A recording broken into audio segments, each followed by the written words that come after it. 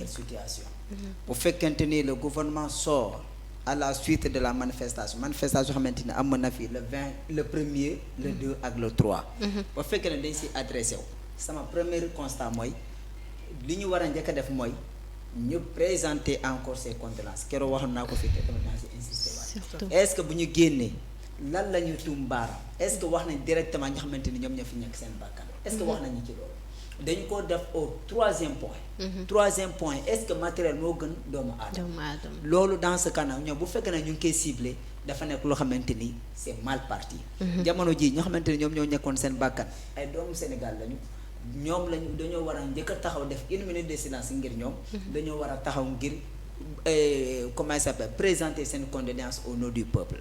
ginnaaw loolu premier ministre Amadou Ba bu mu amee ba situation bu mu amee ba léegi. il a fait une première sortie fan la dem sur les installations du BRT nee na ay investissement à coût de milliards la waaye nag loo xamante ni tamit pourquoi il insiste trop sur le matériel. surtout li lan moo tax. peut-être ñoom mën nañ nag Sénégal les gestionnaires du Sénégal maanaam ñoo xamante ni ñoom ñooy njiit yi. habitué nañu loo xamante ni moom moo di bu fekkee ne benn situation am na ñu profité ci. yàlla bu ñu génnee ci lii bu ñu indil benn surfacturation boo xamante ni encore les Sénégalais vont encore continuer à perdre leurs fonds. parce que jamono ji boo la laajee surtout li xaw kudd. ñu ne Bruno lañ tànn nañ ko ba mu jeex tàkk. mën nañ génne ay fac dépenses yoo xamante ni ñu ne la parce que les preuves sont parties dans l'incendie. Est-ce que loolu instant bi nii nekkuñu loo xamante parce que chapiteau bu ñu doon wax à l'université Cheikh Anta Diop de Dakar ñu ne 1 milliard 500 millions chapiteau ba année bu ñu ko doon installé pratiquement ñu ngoon université Cheikh Anta Diop de Dakar. année boobu nag dañoo doon def ay réfection des amphis. amphis la ñu doon réfectionner mais bu ñu réfectionner les amphis pour que cours bañ a taxaw il fallait que ñu teg ay chapiteau fac droit la woon. ak fac science. ñoom ñoo am chapiteau. chapiteau fac science mu ngi ginnaaw BU la bibliothèque centrale. mooy si ginnaaw juste. tout à fait chapiteau fac droit mu ngi si ab balaa ngay dugg si hall bi mu si boobu ay l'époque foofu noonu dañ ko defoon comme dépotoir d'ordures. foofu lañ ko teg léegi bu ñu ne 1 milliard 500 la peut-être waa Sénégal bâche mën nañu jàppale. benn bâche boobu noonu bu ñu defee le devis mën nañu xam situation bi naka lay defee. naka lay demee maintenant boobu noonu ñoom bilan matériel. boobu moo leen gën a ëppal importance que le bilan des pertes en vies humaines et des blessés. Deuxième chose, il tente à convaincre qui par rapport à l'utilisation des personnes ñoo xamante ni ñëpp gis nañu ils sont sans uniforme. ñu nekk parmi les forces de l'ordre ñan la ñuy jéem a convaincre ci situation boobu. ñoom ñoo génne ñu ne ñi xamante ni ñoom ñoo nekkoon fële ci manifestants yi nañu xam ni. am na ci biir manifestation ñoo xamante ni. dañoo jug pour faagaagal askanu Sénégal. te ñoom ñi gis ni ñoom force de l'ordre gis nañ ko pourquoi ils n'ont pas pris la peine de mettre ces personnes là dans l'état de nuire de nuire la population sénégalaise. ñu bàyyi leen ba mu jàll. le ministre de l'intérieur Félix Antoine Diome dafa ne woon. nit ñi mën nañu soppi vidéo bi en un temps record waaye vidéo boobu noonu kenn laalu ko. bu fekkente ni ñoom mën nañ indi contradiction par rapport à l'utilisation de ces vidéos ñoom mën nañu ñoom ñooy génne seen vidéo noonu. ñoom ñoo teg seen vidéo nit ñi génnee la ñu ne leen vidéo bi ngeen a teg te eggul. voici la version complète de la vidéo maintenant pourquoi ñoom teg ñu vidéo complète la RTS est là non. bis bu ñu génnee donte. yaakaar naa ni ñi seetaan RTS néew na. bis bu ñu génnee vidéo correcte ñu ne on va faire la projection intégrale des vidéos prises sur le terrain. jour boobu noonu RTS moo nar a ëpp audience bépp télé au Sénégal. Vraiment. Jusqu'à présent là-bas aussi ça n'existe pas. Troisième chose foo xamante ni foofu moom empêcher le sommet du gouvernement mooy le blanc là qui les a piégés. Et ils sont tous tombés dans le piège du gouvernement. moom mooy ñan. moom mooy kan moom moo di Juan Branco. chaque jour mu génne ay version boo xamante ni mu ne ñi xamante ni ñoom ñooy les commanditaires de ces actes. ñoo xamante ni ñoom ñooy les faiseurs de troubles au sein du gouvernement identifié nañ ñi leen. xam nañu seen tur xam nañ seen tur parent xam nañ seen tur lii xam nañ seen tur la. donc loolu tere na la nelaw à l'heure actuelle loolu moo tax le ministre des forces armées mu jéem a répondre loo xamante moom mooy la justification auprès de l'opinion internationale. waaye nag seen panique xam nga fa la njëkk a commencé le 1er juin. Jamais dans l'histoire du Sénégal ñu dégg ne le gouvernement va faire une déclaration de presse exclusivement avec la presse étrangère. Jamais dans l'histoire du Sénégal. man yëgaguma ko xamaguma ko. Vraiment bu fekkante ne am na tamit jamono ji man yëgaguma ko. mais le premier ñoom dañoo def déclaration de presse avec la presse étrangère exclusivement jéem leen rassurer bu ñu paree seen déclaration boobu qu'est-ce qui s'est passé la presse sénégalaise ñun ak ñoom ñoo nekkoon sur le terrain di def ay couverture ñun journalistes yi ñu locaux ñu sànni ñu ay grenades lacrymogènes bu dee manifestants yi la ñu sànni ñu ay xeer ñu éloigné tout le monde a laissé la presse étrangère sur le terrain ñun journalistes locaux yi ñu bàyyi ci on cherche les endroits foo xamante ni mën nañ fa toog ba pare du ñu am jafe-jafe waaye nag c'est cette presse internationale ñoo xamante ni ñoom la ñuy jéem a convaincre ñoom mujj décortiquer lu vidéos yi xamante ni ñoom ñoo les commissaires ont projeté ces vidéos pour jéem a convaincre l'opinion internationale ñi xamante ni ñoom ñoo nekk les hommes en civil yor ay fetal ñoom et après ñu ne la yéen ñi ñoom ñu noonu si wet force de l'ordre la ñu nekkoon lan moo tax les forces de l'ordre moment boobu noonu jéem ñoo mettre teg lu yoxo ñi xamante ni ñoom ñooy ces personnes là qui étaient lourdement armées et contre la sécurité de la population sénégalaise loolu la ñuy jéem justifier au sein de l'opinion internationale waaye nag dafa nekk loo xamante ni est-ce que ils vont s'en sortir aussi facilement je ne le pense pas déjà le haut commissariat des Nations Unies def na sortie ñoom yi jéem a encore riposter pour jox ay réponse par rapport à sa déclaration mais ñoom lu ñu doon wax mooy le respect des droits humains ces personnes-là qui sont arrêtées qui sont torturées ces personnes-là qui ont été tuées eux ils défendent maintenant ces causes-là est-ce que ñoom quelle que soit leur justification quelle que soit leur déclaration est-ce que ça va empêcher l'existence de ces 16 personnes-là qu'ils ont déclarées mortes est-ce que mën na ko dindi je ne le pense pas non seulement ñoom ils ne donnent pas encore le chiffre exact kenn xamugu ko jusqu'à présent yow mii mooy kii muy keneen ak keneen ñépp xam nañ ni jusqu'à présent il y a des suspicions par rapport aux chiffres officiellement ñoom ñu ne 16 et jusqu'à présent depuis les 16 Amnesty wax 23 Pastef wax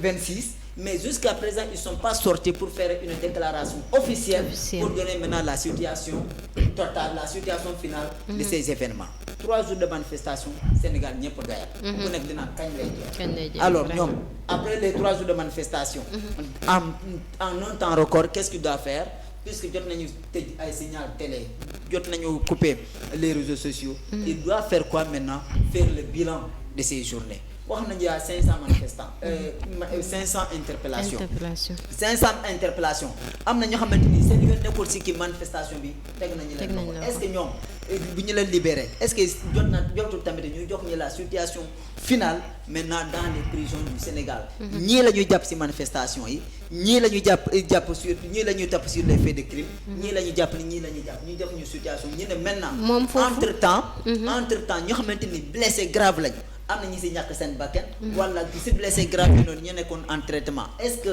ñoom ñëpp génn nañ si sain et sauf dans ce cas bu ñu ko amee mun nañ am loo xamante ni l'esprit tranquille par rapport à leur communication mais jusqu'ici moi leur communication ça m'a pas convaincu 100%. Ce que j'ai constaté dans leur communication ils tentent maintenant de se justifier au sein de l'opinion internationale mais pas au sein de la population sénégalaise. Ousmane ban jàngat nga am ci sortie gouvernement bi démb. voilà donc jàngat buñ ciy jëkk am rek mooy yaakaar naa ni comme ni ko suñu waaj waxee déjà gouvernement bi da doon def l'apologie du gouvernement au sein donc des communautés internationales parce que boo xoolee bala ñoo ñëw si ñoom lu ñu wax il faut que ñu xool lan moo motiver à ce que ñu génn parce que tey gis nañ organisation internationale comme ONU c'est-à-dire que mbootaayu xeet yi génn ni état du Sénégal na def ay enquêtes ci meurtre yi nga xamante ni moom moo am soo leen ko defal ñun ñu def ko c'est-à-dire que loolu moo motiver gouvernement Sénégal génn wax en réalité bu fekkoon ñoom seen intention mooy génn leeral mbir mi kon ba mu amee ci saasi lañ koy def mais buñ toog ba presque il y a de cela 1 semaine 2 semaines ñuy génn naan non dañuy génn pour leeral nit ñi lan moo nekk di xew déjà comme ni ñu ko waxee dans l'histoire kenn mësul woon xalaat à ce que ñu def conférence de presse boo xam ne dañuy exclure la presse kon loolu bu ñu ko gisee benn ñaareel bi aussi ñu gis ni en réalité lu ñuy waxuñu pour sénégalais yi parce que ñoom xam nañu sénégalais yi mënatuñ leen gëm ça veut dire que rupture de confiance entre population ak gouvernement bi loolu ba mu amee du tey depuis mois de mars 2021 ci la am kon ñoom xam nañ ni sénégalais yi mënuñu woon gëm mais dañ doon def seen apologie au niveau international parce que gis nañ actuellement comme ni ko suñu waa ji waxee Juan Branco travail extraordinaire bu mu nekk di def au niveau des organisations notamment CPI pour poursuite yi nga xamante ni nee na pare na pour ñu def ko au niveau des gens yi nga xamante ni dañoo nekk di def ay répression ci askan wi kon ñu gis ne en réalité gouvernement bi foofu la njëkk a échec benn ñaareel bi mooy bu ñëwee si lu ñu wax da ngay gis ni en réalité amul dara li nga xamante ni dañ ko see wax ñu mën a jàpp que ni lii fee bu am la parce que bu ñëwee par exemple sur li nga xamante ni moom la Malick Sall non Sidiki Kaba wax que ni sur la CPI ñi ñu koy def amuñu benn droit bu valable pour def ko dañ koy def juste pour se faire du buzz xam nga tey man citoyen lambda rek mën naa bind CPI waxuma la nag un avocat kon donc nañu bàyyi suñu xel yi nga xamante ni moom la ñuy fooy ça veut dire que tey gouvernement Sénégal actuellement lu ñu mënagul comprendre mooy révolution des consciences bi nga xamante ni moom moo am actuellement au niveau des jeunes tey les jeunes sont très bien informés xam nga dañ naan dans les réseaux sociaux il y a plus de désinformation que d'information mais en réalité man góoma loolu noonu c'est parce que il y a plus d'information yi nga xamante ni dafa arrangé wul gouvernement bi moo tax ñu ñu jàppee ko désinformation parce que les réseaux sociaux c'est un monde où le gouvernement ne maîtrise pas moo tax forcément dañuy jéem a xool à chaque fois nu ñu koy nuyee tey par exemple su ma la joxee exemple ba ñuy tëj internet bi mais internet bi lan moo tax ñu tëj ko c'est parce que dañoo commencé woon di nuire li nga xamante ni moom mooy le gouvernement tey pourtant gis nañ fi Sénégal ay nit yi nga xamante ni dañuy génn di saaga ay nit di saaga ay kilifa diine te dara fekk leen ci gis nañ ay nit ñoo xamante ni dañuy jël di yàq ay view nit jël ay seen vidéo di ko dugal ci internet bi gouvernement bi agirul te loolu suñu constitution da ko dàq ñu gis ay nit yi nga xamante ni dañuy yàq ay diru doomu aadama ci internet bi yooyu yëpp gouvernement bi intervenir mais ba ñu commencé laal gouvernement bi ci yenn actes yi c'est la jël décision pour protéger internet pour lan parce que nee na dafa commencé am ay discours haineux donc envers le gouvernement kon ça veut dire que ñoom lu tax ñu tëj gouvernement bi lu tax ñu tëj internet bi mooy ce n'est pas pour protéger la population mais pour se protéger eux-mêmes kon yaakaar naa ni encore une fois loolu lañ nekk ci defaat nii ci seen conférence de presse pour jéem a xool nan la ñuy layalee seen bopp au niveau international moo tax ñu génn wax ak askan woo xam ni waxu naka sa xandang kese lañ fa nekkoon di wax parce que amul dara loo xamante ni mën nañ ko fi téye parce que lépp li nga xamante ni sénégalais yi posté nañ ko sur les réseaux sociaux ay faits la yi nga xamante ni dafa am nit ñi posté ko et que tey ñoom bu ñu jàppee que ñu nekk sur le terrain rek ñoo nekk di xeex dañuy nax seen bopp parce que manifestation yi da ngay gis ñoo xamante ni seen kër yi la ñuy manifester parce que tey ñi nga xamante ne ñoo doon xeex bu fekkoon ñoom ko sa la vidéo yi du génn ñen ñoo génnee vidéo yi nekkul ñu doon xeex mais ñi nga xam ne dañoo nekkoon seen balcon doon topp action yi kon ça veut dire que l'État mënul faire face à cette population là parce que tamit encore une fois il faut ñu comprendre que ni ñoom su li leen xaar ba tey ñooguñ ci il faut que ñu doxal li nga xamante ni moom mooy yoon et que nag dëkk buñ ko mënul doxal yoon lii rek lay jur encore une fois pour ma daaneel conférence gouvernement bi ñun jëlewuñ ci lu dul déception si buñ ko commencé ci Ismaïla Madior Fall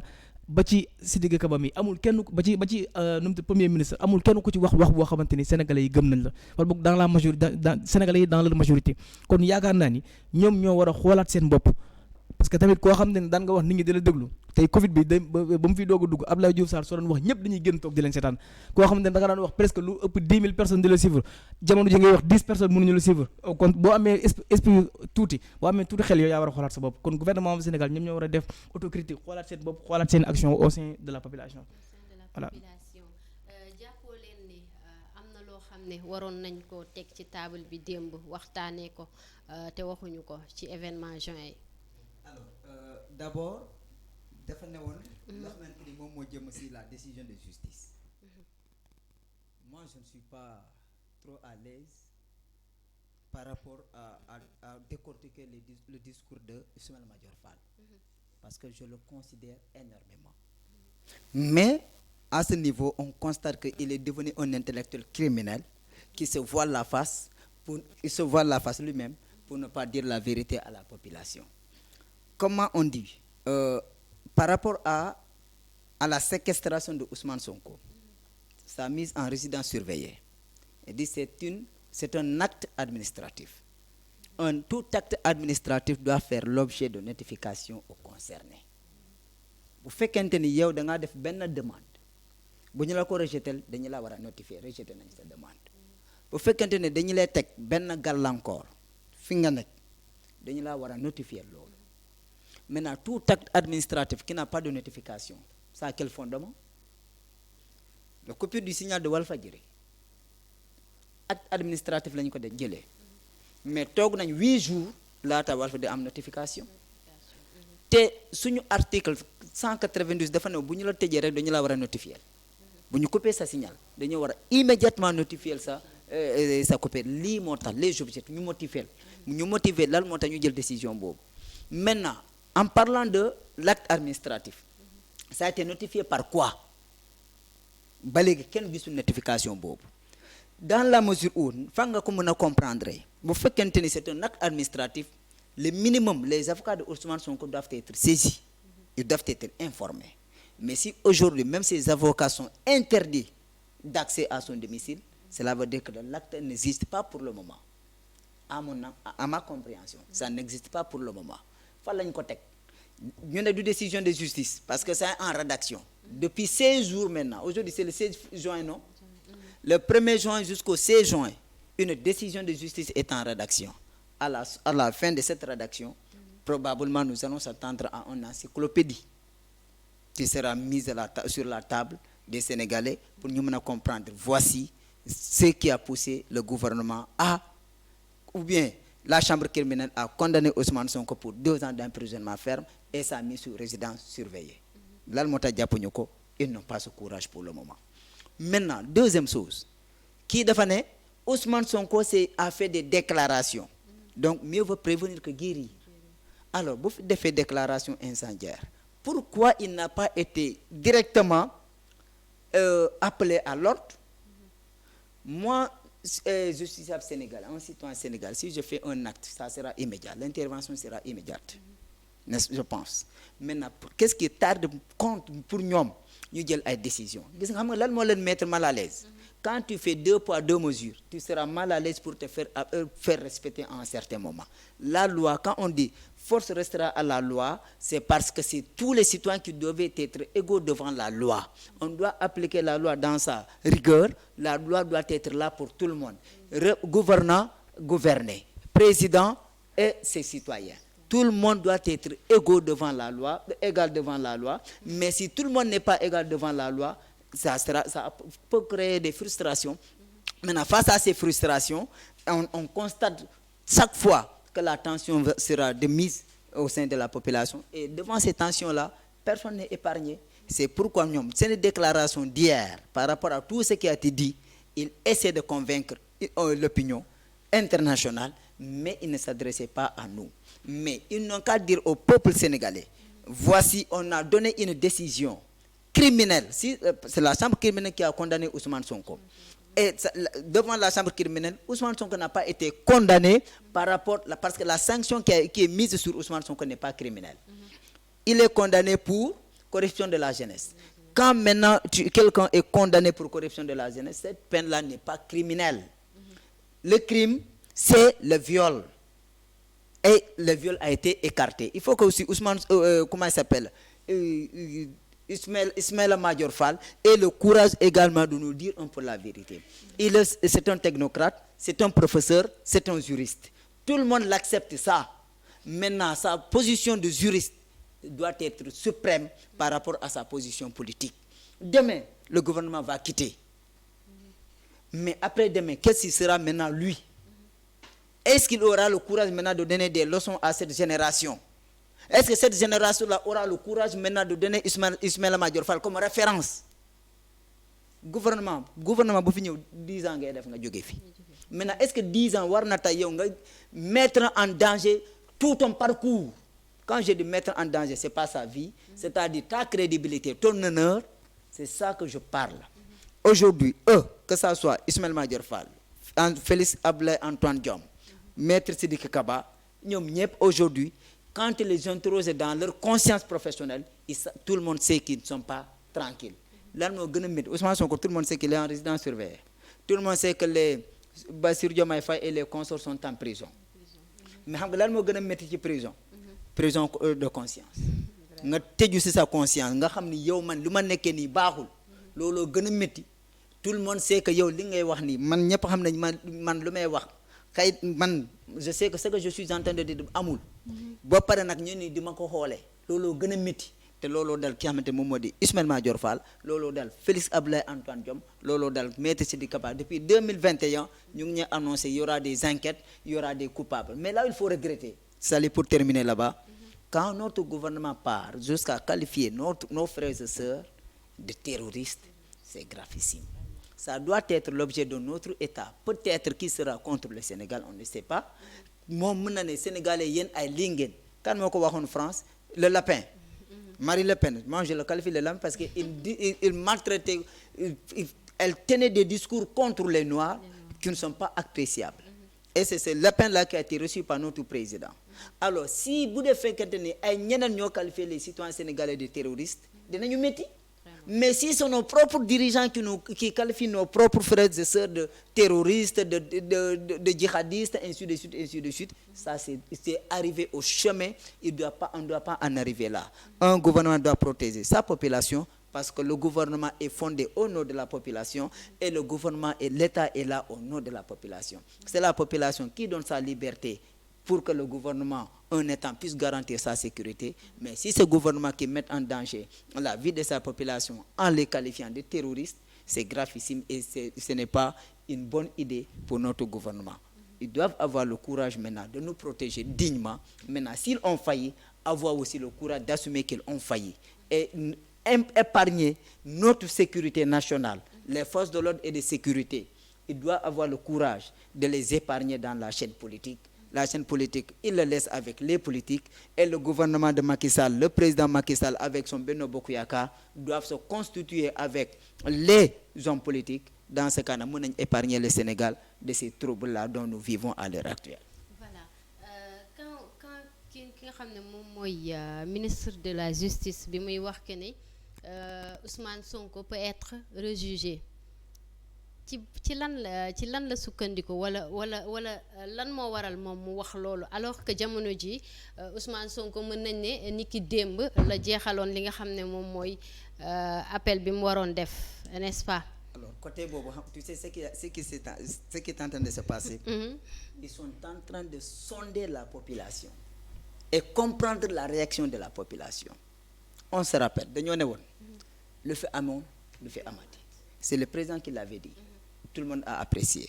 Après ces ministres, dans tous les plateaux, dans toutes les émissions, fu ñu jaar on a pris les devants. Le fait amoon du fait amati. Ils se sont équipés en armement. On a applaudi parce qu'un pays doit être fort du point de vue d'armement. C'est en temps de paix qu'on prépare la guerre. Vous comprenez? C'est pour assurer la protection de la population. Kontaan nañ ci lool, Yàlla xam na ko. Waaye nag ils n'ont pas compris. On pensait qu'ils ont compris. ñu ne lu fi amoon du fi amati. Kenn du xeex ak sa askan. Gis nga la foule kenn du ko maîtriser te kenn du menacer la foule da ngay naxante ak moom. Bain de sang kenn bëggu ko ci askan wi kenn bëggu ko ci àdduna. ñoom bu fekkente ne mesure ñu ces ampleurs là loolu moo indi lii loo xamante ni am na. Maintenant ils sont en train de sonder la population xam nga nit ñi dañoo manifester 3 jours. ñu ne lan la ñu doon wax c'est kii la disent Pro est chez lui. Maintenant ils attendent à ce que maintenant ñu ne nañu xaar ba ñu jëli ko. Décision bi rejeté nañ ko ba pare. ndax ñu ngi naan combat final. Voilà combat final xam nga boo leen laajee loolu la ñu lay wax. décision bi rejeté nañ ko. Comment ils le disent j'ai entendu quelqu'un qui disait que ñu ne corruption de la jeunesse. man en tant que jeune bokkuma ci xam nga loolu la ñu doon wax. C'est ça que tu les entends ñu ne léegi on a rejeté la décision on attend à ce que ñu am courage ñu ne dañ koy jëli. bu boobaa nag ils vont encore on va arriver au combat final. Maintenant il faut ñu sonder la population lan moo war a nekk seen position. waa Pastef gis nga ils sont très doués aussi dans la manipulation. Il faut avoir le courage de le dire. À tout moment dañuy jékki-jékki rek des fois ngay gis ñu ne Ousmane Sonko jël nañ ko yóbbu nañ ko. C'est pour pousser les gens à manifester. ñu ne des fois nga gis ne des fois ñu def ay affiches ñu ne nit ñi jël nañ nit ñi bëri dem nañ place de l'indépendance. ba nga fees ay nit ñi ñu nga dox di dem palais. fekk ne y avait personne là-bas. Loolu ils le font maintenant pour pousser les gens à sortir. C'est de la manipulation. C'est pourquoi j'ai dit leur information ici il faut le toucher avec les bouts du doigt. Maintenant quand ils le font nit ñi génnuñu dañuy toog. waaye nag combien de fois ils ont donné bu ñu jàppee Ousmane Sonko ba mu quitté Casamance. ñoom combien de fois la ñu ne Ousmane Sonko xamuñu fu ñu nekk. Il est perdu de vue. Est-ce que les gens sont sortis? Kenn génnul parce que dañoo ne ñii dañuy nekk ci manipulation. Kenn gëmu ko. Après leur sortie lañu bu ñu gisee ni ñu ne photom si lañ ko doog a gëm. ñu bëri si lañu commencé def seen statut dina am nañu xool bu jeex nangam. léegi nag loolu li leen métti noonu loolu la ñu regroupé l'ensemble de tout ça loolu la ñu regroupé le premier ñu def sortie spontanée pour manifester leur indignation. waaye nag gis nga l'affaire peut être rejugée tant que Ousmane Sonko n'accepte pas bu ñu ko joxee notification ne ko dañu lay arrêté. bu leen ne d'accord ma cette décision est non avenue mën nañ ko rejuger waat. Réjugé. Maintenant si rejuger waat boobu mën na bénéficier mën na comment ça s'appelle am relaxer au bénéfice du doute. mën nañ ko acquitter comme mën nañ confirmer loo xamante ni moom moo di. condamnation bi waaye nag dans ce cas on va encore revoir ce qui va se passer loolu moo tax ñu naan l'affaire peut être rejugée waaye si sama yaakaar. yaakaar ñoom seen objectif te jamono ji c'est de tout faire pour que cette affaire là soit rejugée qu'on en termine une bonne fois pour toutes parce que c'est devenu une patate chaude entre leurs mains. À l'heure actuelle tu as fait tu as donné une décision de justice le pays est en crise ba partout tu es menacé. Vraiment. Les institutions ont fait leur déclaration. Comment il s'appelle? L'ONU est en train de faire sa déclaration, sa sortie. Et on se rappelle dans les mois passés que le président de la République a eu un tête-à-tête avec Antonio Guterres. Mu avertir que par rapport à la situation et le respect des droits humains au Sénégal. ñu ne ko moytu leen tension bu nekk Sénégal ngeen dindi ko. te au-delà de ça après il y a eu tant de morts au Sénégal. Et quand l'ONU intervient, c'est dangereux. Et c'est ça qui s'est passé en Guinée-Conakry, après le massacre du 28 septembre 2009. Qu'est-ce qui s'est passé? L'État n'a pas pris la décision de mener une enquête. L'ONU a envoyé ses enquêtes. Et même quand tu suis le procès, c'est ça qui est en train de se dérouler. Donc ñoom nañu bàyyi ñu ngi leen di xaar ci seen enquête mais man lenn laa seetlu woon démb ci conférence de presse su gouvernement bi que Antoine Félix Diome buy wax de comme si que dafa am lu ko metti maanaam xadar la loon waxee comme si que dafa am koo xam ne da koy pointer du doigt am koo xam ne moom waxam ci moom la concerné mu doon loo xam ne en tant que ministre de l'intérieur je ne pensais pas que ne voilà dina yëkkati ton boobu noonu daal di koy jagle bi ñuy wax sax ci mbiru li nga xam ne moom mooy nervi mi ngi naan képp koo xam ne sa gox moo la ñor da ngay gis sénégalais yi ñoo loon génn bu gaa yi yàqee ñoom ñu génn pour defar nee na loo ñooñu moo tax ñuy wax ñi nga xam ne ñoom ñooy nervi baal Ousmane développé